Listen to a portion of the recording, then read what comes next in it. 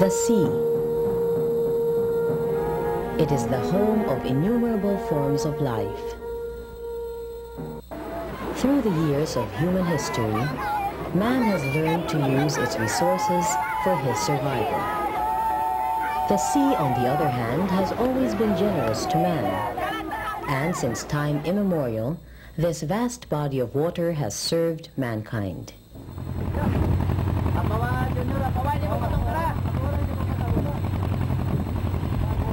And so, through the ages, there evolved a strong and binding relationship between man and the sea. Today, man continues to exploit the marine waters for its many useful resources. From the array of aquatic products that man gathers from the sea, shrimp is considered one of the most valuable. Among the various kinds of shrimp, the tiger shrimp, known scientifically as Penaeus monodon, is the most important in the Indo-Pacific region. Because of its delicious taste and high nutritive value, the tiger shrimp is very much in demand. People of all ages and all walks of life enjoy eating it. Aside from the regional market demand, people in countries as far away as Japan and America also relish this animal. Thus, annually, thousands of tons of shrimp are shipped to these countries.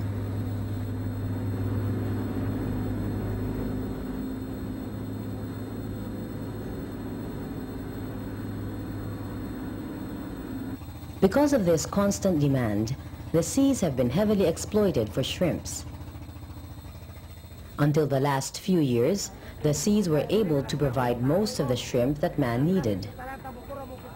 However, because of heavy fishing, the natural stocks of tiger shrimp declined. Alternative measures to increase shrimp production have to be sought. One of these is to farm them in ponds.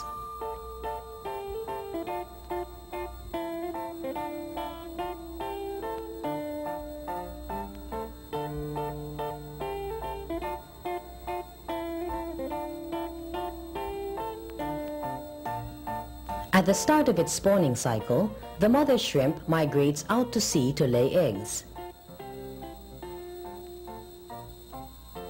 She lays about 200,000 to 800,000 eggs each time. The eggs are green in color and are about the size of a soil particle. The eggs float in water for some time and then hatch into tiny larvae called nuclei. The nuclei grow and develop into another stage called protozoa. At this stage, the larvae feed on very small plants and animals known as plankton.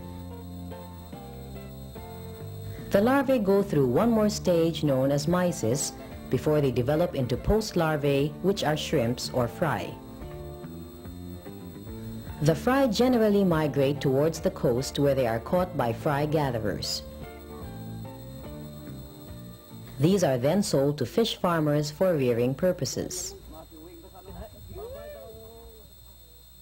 The fry of Penaeus monodon can also be produced from hatcheries. The mother prawns or spawners are obtained from the sea or reared in ponds. They are then made to lay their eggs in special tanks. By carefully nursing the larvae, a hatchery can produce millions of fry every year. In many ways, hatcheries have reduced the problem of fry supply. Now, fish farmers do not have to rely exclusively on the wild for their fry requirement. Also, hatcheries are now capable of producing shrimp fry any time of the year. The first step in starting a shrimp farm is the choice of an appropriate site. Mangrove swamplands make the best shrimp ponds. This is because they are usually the natural habitat of the tiger shrimp. However, other coastal lowlands may also be used. The availability of shrimp fry in or near the area to be developed is a good indication that the site is suitable. To put up a shrimp farm, it is best to consult the nearest fisheries office for information. The local fisheries extension officer will help determine if the proposed site is suitable. The officer concerned would have many useful ideas on the choice of site and pond design, besides having some experience in approaching relevant agencies for financial aid. Several environmental conditions must be present if successful shrimp culture is to be carried out. The water quality of the proposed site must be suitable for the nursing of the shrimps. The preferred water salinity is between 15 and 28 parts per thousand. Water temperature between 25 and 30 degrees Celsius. pH between 7 and 8.5. There should be sufficient dissolved oxygen in the water, which most importantly should be free from industrial and agricultural pollution. The site should be able to make use of tidal energy for renewal of water through supply and drainage canal. The foundation soil should be able to retain water, preferably loamy clay with a sand content not exceeding 60%. If the site meets all the necessary conditions, then it can be considered suitable for shrimp farming. The next step would be to design the layout of the ponds. It is important that a proper layout is adopted, closely correlated with the features unique to the site chosen.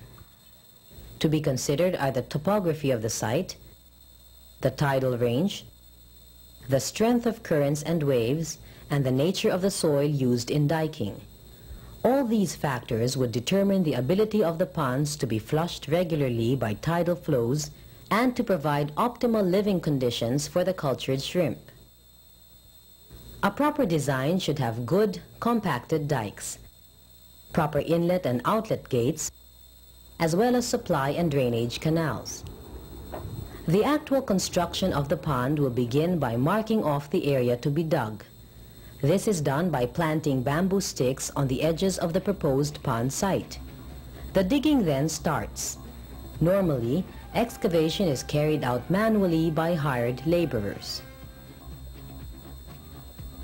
The water depth in the pond should be maintained at about 75 to 100 centimeters, while the total pond depth, including the required allowance or freeboard, should be about 1.2 to 1.5 meters.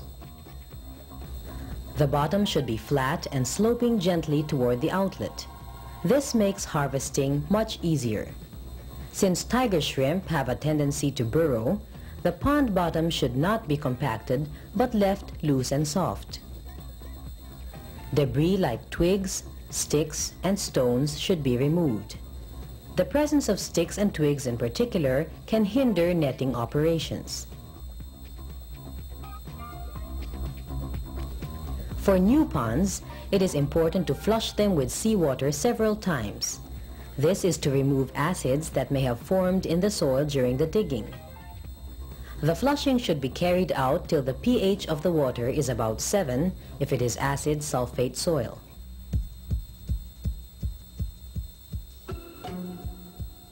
A means of maintaining the proper pH level is by liming. The process reduces acidity in the ponds caused by deterioration of organic matter by combining with acidic elements and converting these to harmless substances. Also, lime acts as a disinfectant, destroying disease-causing organisms that may be present in the ponds.